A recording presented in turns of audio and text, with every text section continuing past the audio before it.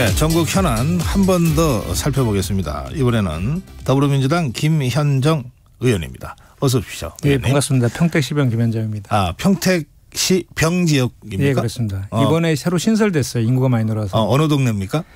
평택에 이제 그 아파트 밀집돼 있는 이제 그 곳인데요. 네. 이번에 이제 평택시 인구가 63만으로 늘어가지고 갑을 2개에서 하나가 더 신설된 병 지역에 이번에 출마했습니다. 예, 다들 그 인구 소멸 걱정하는데 평택은 인구가 계속 늘고 있는 도시 같더라고요. 그렇습니다. 그 인구가 급성장하는 몇 안 되는 도시 중에 하나인데 그럼에도 불구하고 평택에 있는 이제 그 도농복합 도시거든요. 네. 농촌이나 이런 곳은 여전히 인구 소멸 문제가 심각합니다. 김현정 의원님은 이번에 그러면 저 초선으로 네, 그렇습니다. 첫 입성하셨습니까? 예, 예. 그 의정활동 소감부터 좀 말씀 듣고 싶은데요.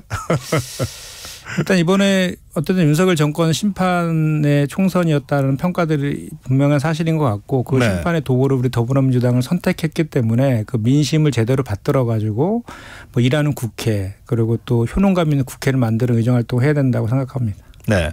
의원님 상임위는 결정되셨습니까? 예, 저 정무위원회입니다. 정무위원회요. 예, 예.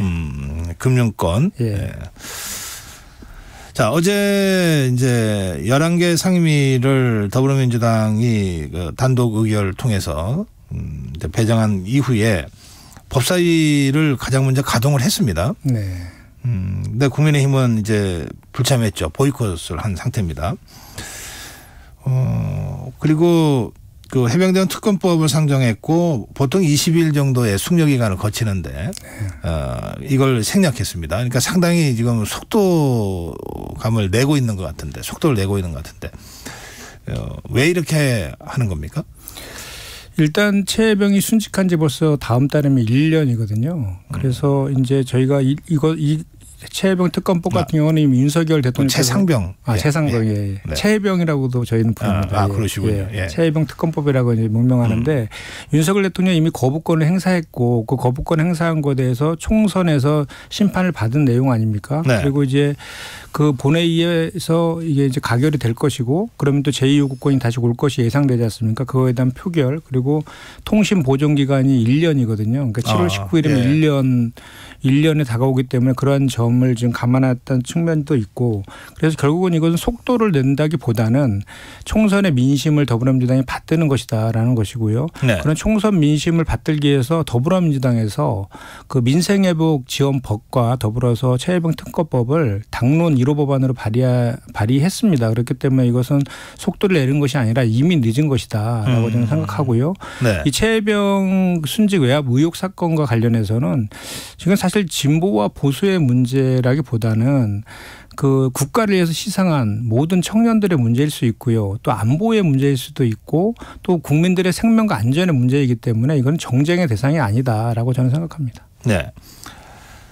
예, 그런데 이제 국민의힘에서는 그 여당이 참여하지 않은 상임위에서 결정된 법안은 동의할 수 없다. 예. 그러면서 추경호 원내대표가 지금 아주 상당히 거칠고 그 강한 어조로 지금 더불어민주당을 비판하고 있거든요. 추경호 원내대표가 보통 쓰지 않는 말인데 민주당의 광란의 질주, 독주의 마약 뭐 이런 표현까지 나왔습니다. 네. 참 지금 보면 좀 안타까운 게 뭐냐면 네. 여당은 정부와 함께 국정 운영에 대한 무한 책임을 지는 것이고 야당은 사실 행정부에 대한 견제와 감시 기능을 하는 게 이제 역할 아니겠습니까? 근데 지금 같은 경우는 여야가 완전히 바뀌어 있는 것 같다. 22대 국회에서는 야당만 있고 여당은 없는 것 같다는 생각을 지울 수가 없는 것이 이것은 지금 국민의힘의 입장이 결국은 민심에서 그 당정 관계를 수평적으로 좀 바꾸라라는 민심이 있었는데 그것을 여전히 따르지 않고 있다라는 반증이기도 합니다. 왜냐하면 11개 상임위원장을 지난 월요일 날 저희가 이제 국회에서 이제 뽑았잖아요. 네. 그 이후에 대통령께서 바로 그 이제 대화와 타협이 실종됐다 이렇게 표현하고 그 심자랑 일변도의 그 국회 운영은 결국은 거부권에 그 명분을 줄 것이다. 이렇게 경고하게 할 것이다. 이렇게 이제 얘기했잖아요. 그러면서 대화 타협을 그 얘기했지만 결국은 지난 2년 동안에 14차례의 거부권을 행사하면서 대화의 타협을 오히려 거부한 것은 윤석열 대통령이란 말이죠. 그럼 그런 것들에 대해서 총선에서 심판을 받았으면 여당이면 오히려 그런 국정기조의 전환이라든지 이런 것들을 요구하면서 좀 여당의 역할을 해줘야 되는데 여전히 그 추경호 원내대표를 비롯한 국민의힘은 대통령실의 눈치만 보고 있는 것 아니냐라는 생각을 지울 수가 없습니다. 네.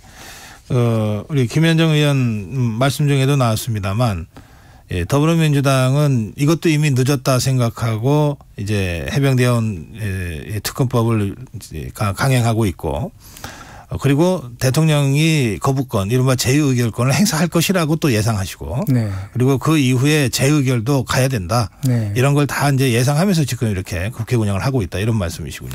그렇죠. 이미 뭐 한 차례 거부권을 행사했고 네. 지금 각종 뭐 보도나 이런 걸 통해서 또는 재판 과정에서 나타난 정황이라든지 의혹들이 대통령실을 넘어서 이제는 대통령 본인에게 향하고 있는 것들이 너무 많이 정황들이 나타나고 있지 않습니까? 그렇기 때문에 그거에 대해서는 이 법사위를 계속해서 고집했던 것도 저희가 봤을 때는 그러한 그 윤석열 대통령에 대한 또는 김건희 여사에 대한 방탄을 위한 것 아니냐라는 그런 것을 21대 국회를 통해서 법사위 운영을 통해서 우리가 확인했기 때문에 그런 차원에서 저희는 이번에 다시 거부권 행사할 것이라는 게 예상이 되고 그거에 맞춰서 저희도 민심을 따르는 행보를 할 수밖에 없다라는 것이죠. 알겠습니다. 7개 상임위는 어떻게 처리를 할 생각이십니까? 더불어민주당은? 일단 계속 지금 그 여당에게 요청을 하고 있고 본회의를 열어서 그 7개 상임위원장을 좀 제출해달라는 요구를 하고 있음에도 불구하고 국민의힘에서 지금 전면 보이콧을 하고 있습니다. 그렇기 때문에 계속해서 그런 일이 일하는 국회를 방치할 수는 없기 때문에 만약에 계속해서 그 협상의 테이블에 나오지 않고 보이콧을 한다라고 하면 본회의를 열어서 부득이하게 7개 상임위도 선정을 해야 된다라고 저는 생각합니다. 그게 오늘입니까? 오늘은 아니고요. 예. 오늘 저희가 이제 10시 반에 정책의총이 있고요. 그 국민의힘 같은 경우도 월요일부터 3일 연속 이제 의총을 열면서 이거에 대해서 대안들을 제시하고 있는데 저는 국민의힘이 그 국정 운영에 대한 그 무한 책임을 지는 여당의 책임이라고 하면 그리고 7개 상임위도 사실 그 11대 7이라는 것도 국회 의석수에 따라서 한 것이지 않습니까? 그런데 그 7개 상임위의 내용을 보면 국가의 운영과 경제와 관련된 것들을 다 비워뒀거든요.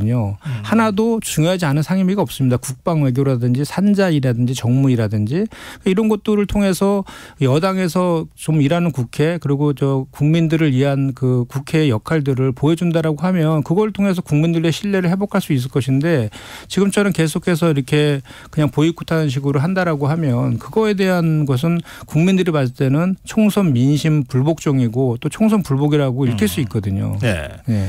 좀 전에 국민의힘 안철수 의원하고 전화 인터뷰에서는 국민의힘이 의총을 계속 열고 있고 이 7개 상임위에 대한 의원들의 다양한 의견들이 지금 나오고 있다. 그런데 날 잡아가 놓고 막 밀어붙이면 뭐 우리 입장에서 그게 맞출 수는 없다. 더불어민주당에 일정표가 있다면 국민의힘도 시간표는 있는 거다. 이런 취지의 말씀을 하시던데. 그러니까 늘 그동안에 항상 그 되풀이되었던 그 여당의 논리 있죠. 근데 사실은 이 여야 원구 선거가 관련된 협상은 5월 30일 날 국회 개원하기 전부터 이미 2주 전부터 협상은 진행돼 왔었거든요. 그때 어떤 대안도 제시하지 않고 있다가 결국 우리 더불어민주당에서 국회법에 따른 절차의 순서에 따라서 하겠다라고 하고 법사위 운영이 가방에 대해서는 양보할 수 없다라고 하니까 나중에 이제 저희가 본회의 여는 날 그 추경 원내대표가 대안이라고 법사위만 본인들이 하겠다 나머지 양보하겠다 이런 식으로 그때서야 얘기를 하고 며칠만 시간 더 달라 이런 식으로 또 무책임한 모습을 보였거든요. 네. 그리고 법사위를 더불어민주당이 반드시 해야 된다라는 그 명분은 국민의힘이 준 것입니다. 그동안에 이제 법사위에서는 그 김건희 여사라든지 윤석열 대통령에 대한 특검에 대한 방탄을 위해서 상임위에서 여야 간에 합의된 비쟁점 법안들조차도 그 법사위를 열지 않음으로 인해서 다 무산시켰거든요. 그런 잘못된 관행들을 계속해서 따라야 된다라는 것이 국민의 민심은 아니지 않습니까? 그래서 잘못된 관행은 고치고 이번 어쨌든 그 법사위를 더불어민주당이 이제 상임위원장을 하면서 그 법사위의 운영과 관련된 민생 법안이라든지 각종 그 의혹과 관련된 걸 해소하는 특검 법안인데 처리하는 모습들을 보면서 네. 국민들이 또 평가할 것이다. 저는 그렇게 생각합니다. 알겠습니다. 근데 오늘 처리하는 날은 아니다 이런 말씀이시죠? 예, 그렇습니다. 예. 이재명 대표를 검찰이 그 제3자 뇌물 혐의로 어제 그 기소했습니다. 네. 어떻게 생각하십니까? 일단은 1심 판결에서 이재명 대표와의 연관성은 판시하지 않았습니다. 그리고 이하영 전 부지사가 이재명 대표에게 보고했다 이 내용도 없기 때문에 그거에 터잡아서 한 것은 정치 기소고 야당 탄압용 그 정적 죽이기 기소다라고 저는 생각을 합니다. 왜냐하면 이 건이 사실은 이 대북 송금과 관련해서는 작년 9월 달에 구속영장을 신청했다가 기각된 적이 있었지 않습니까? 네. 그럼 보통은 구속영장이 기각되면 검찰 입장에서는 혐의가 있다라고 해서 청구를 한 것인데 기각이 되면 불구속 기소하는 게 그동안에 대부분 관례였거든요. 네. 그럼에도 불구하고 곧바로 불구속 기소하지 않고 이 이하영 재판을 계속해서 그 결과를 지켜보고 있다가 이제 와서 이제 기소를 하는 것이거든요. 그런 논리대로 그대로 간다라고 하면 왜 1심의 판결이 난 이후에 기소를 합니까? 항소심까지 지켜보고 최종적으로 본 다음에 기소해야지 그나마 검찰의 논리가 좀 그 논리적으로 설명이 되는데 그것도 설명이 되지 않고 있는 데다가 똑같은 이 사건과 관련해서 그 제3자 뇌물로 규율하는 그 제3자 뇌물 등의 혐의로 이제 기소를 했잖아요.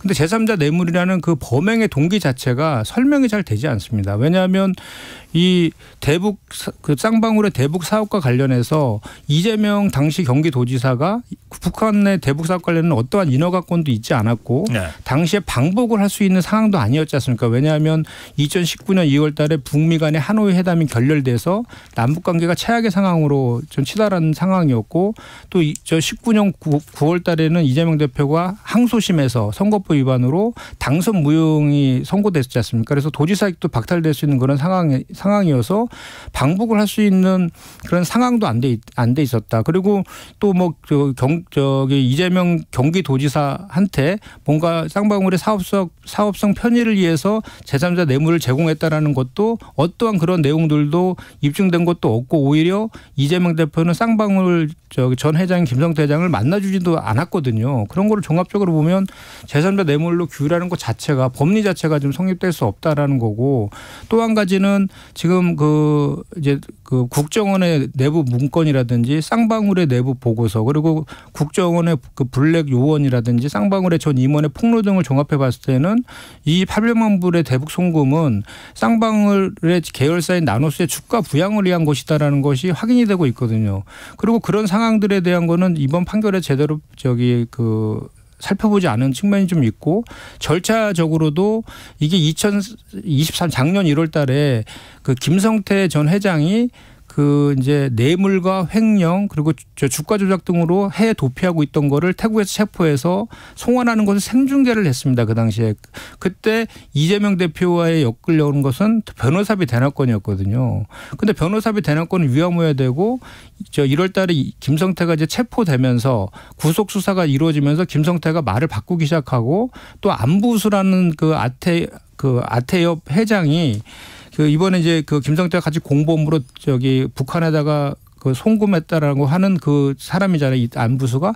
안부수에 대해서도 작년에 이제 분리기소해서 1심 판결이 났는데 안부수에 대한 판결문에는 이것이 쌍방울의 주가 조작을 위한 것이었다. 이렇게 또 판시가 되고 있거든요. 서로 다른 내용에 같은 수원지법에서 판결했는데 서로 다른 결과가 나와 있거든요. 그래서 네. 이런 것들을 종합적으로 봤을 때는 충분히 항소심을 통해서 다툴 수 있고 충분히 그 결과도 번복될 수 있다라고 저는 생각합니다. 기소 후에 이재명 대표가 검찰의 창작 수준이 좀 낮아졌다 이런 네. 멘트를 했잖아요. 발언을 했잖아요. 지금 우리 김현정 의원님 말씀하시는 그런 내용으로 네. 이 사안을 보고 있다 이런 같습니다. 그렇습니다. 예. 그리고 그 500만 불과 관련해서 그 스마트팜 비용 대납과 관련해서도 사실은 그 내용을 정확히 살펴보면은 남경필 전 경기도지사 시절에 남북 간에 합의했던 그런 그 사업이 스마트팜 사업이었는데 여기에서 지금 얘기하고 있는 주장하고 있는 내용들을 보면 그 스마트팜 사업도 아닌 통전부의 그 김성애가 요구했던 그런 사업을 스마트팜 사업으로 둔갑시킨 그런 내용들도 지금 나와 있기 때문에 그런 것들도 실체적 진실을 반드시 규명해야 될 내용 중에 하나입니다. 그런데 이제 의원님 말씀 중에 그 이화영 전 부지사와 이재명 지사의 연관성에 대한 판시는 없었다 이렇게 아까 말씀하셨잖아요. 네. 그런데 보도를 보면 이화영 판결문에 이재명 대표의 이름이 104번 언급됐다 이런 보도도 있거든요. 그러니까 재판부가 그 정도로 이재명 대표의 이름을 계속 언급하면서 300쪽 가까운 판결문을 썼다면 구체적으로 이화영 전 부지사와 이재명 지사의 연관성을 판결한 것은 아니지만 상당히 그 연관성을 인정한 거다 이런 식의 보도가 쭉 나왔습니다. 그 부분에 대해서는 의원님 어떻게 생각하십니까? 그러니까 저희가 봤을 때는 이 판결 자체가 검찰의 주장을 그대로 다 받아들인 판결이다라는 거에 대해서 비판의 지점이 있다고 보는 것이죠. 예. 왜냐하면 작년에 기각되었던 영장 청구서에서도 이재명 지사에 대한 언급이 상당히 많이 나옵니다. 그런데 아까도 제가 말씀드렸지만 이화영 전 부지사는 보고한 적이 없다라고 분명히 얘기하고 있고 김성태 전 회장도 그 당시에 그 체포돼 갖고 국내에 송환될 당시에 첫 일성을 한 얘기가 이재명 모른다 만난 적 없다라고 했지 않습니까? 그것이 이렇게 이재명 대표와 연관성 있는 것으로 이렇게 둔갑되는 그 과정 속에 저희가 제기하는 의혹 중에 하나는 그 김성태 전 회장에 대해서는 형량 거래를 한 의혹이 좀 있고 또 이화영 전 부지사가 그 폭로했듯이 그 해유 압박을 받았다라는 내용들이 있고 그 해유 압박을 받았다라는 진술들이 이화영뿐만이 아니라 그 쌍방울의 전 임원도 있고 또 그 당시에 경기도지사에 근무했던 공무원들도 그런 거를 폭로하고 있는 그런 내용들이 있습니다. 그렇기 때문에 네. 이런 각종 의혹들에 의해서 해유 압박에 의해서 진술이 조작될 가능성이 있기 때문에 그런 내용들을 터잡아서 그 공소장이 작성되었고 그 공소장이 터잡아서 판결된 내용들에 대해서는 아까 제가 말한 다양한 이유들이 있지 않습니까? 그걸 가지고 충분히 다시 다퉈볼 여지가 있고 그것이 제대로 규명된다라고 하면 이 판결은 바뀔 가능성이 높다라는 생각입니다. 이 사안이 워낙 그 중요하고 뜨겁다 보니까 네, 우리 김현정 의원이 설명을 상당히 상세하게 하셨고 네네. 그래서 시간이 다 가버렸어요. 네. 저희가 준비한 질문을 네. 예, 거의 소화를 못 시키겠는데 마지막 질문들이 그 최근에 이제 당헌당규 관련해서 뭐 중진의 쓴소리도 나온다 그러고 네. 어제는 김동연 경기지사가 한 사람을 위한 당헌 개정은 안 된다 이런 취지의 또 비판적인 발언도 나오고 했는데 이 문제는 의원님은 어떻게 보고 계십니까? 일단 당원당규를 개정하면 뭐 당내에서 다양한 의견들은 있는 건 당연하고 봅니다. 국민의힘도 지금 당원당규 개정과 관련해서 당내에서 의견들이 있는 거지 않습니까? 그 과정들을 통해서 내부 논의를 통해 가지고 의결을 통해 갖고 이제 확정하는 그런 절차를 가는 것이고 네. 지금 우리 당원당규 개정 관련해서는 두 가지의 이제 가장 큰 지적들이 있는 것 같아요. 대선 1년 전에 사퇴하는 규정에 대한 예외 조항을 둔 것, 네. 그것과 국회의장과 원내대표 뽑을 때 당원에게 20%의 선출 권한을 주는 것, 투표 권한을 주는 것, 이 두 가지가 이제 주로 이제 회자되고 있던데 그 첫 번째와 관련해서는 1년 전 사퇴 조항 그대로 유지되는 것이죠. 그리고 상당한 이유가 있을 때 예외 조항을 두는 것인데 그 비판하는 그 뭐 지방선거에서의 공천권 그것은 예외에 해당되지 않는다라고 지금 해석하고 있기 때문에 그 문제는 그렇게 좀 봐주시면 될 것 같고 예. 그다음에 이제 당원들에 대해서 투표권 20%를 주는 것은 지금 우리 우리 역사의 주체가 민중에서 시민에서 이제 당원으로 지금 이동하고 있거든요. 우리 더불어민주당 같은 경우는 당원이 500만이 지금 넘고 있고 네. 권리당원만 해도 250만에 해당되고 있고 또 각종 정보통신기술이라든지 SNS의 발달로 인해 가지고 그 대의제의 역할이 직접민주주의 요소를 가미하는 것이 현실적으로 가능해진 것도 있지 않습니까? 그래서 그걸 가미하는 것은 어떻게 보면 지금 당원 중심주의 정당을 지향하는 더불어민주당에서는 추구해야 될 방향성 분명히 맞다라고 저는 생각합니다. 예, 시간 관계상 여기까지 들어야 되겠네요. 오늘 말씀 잘 들었습니다. 고맙습니다. 예, 더불어민주당 김현정 의원이었습니다.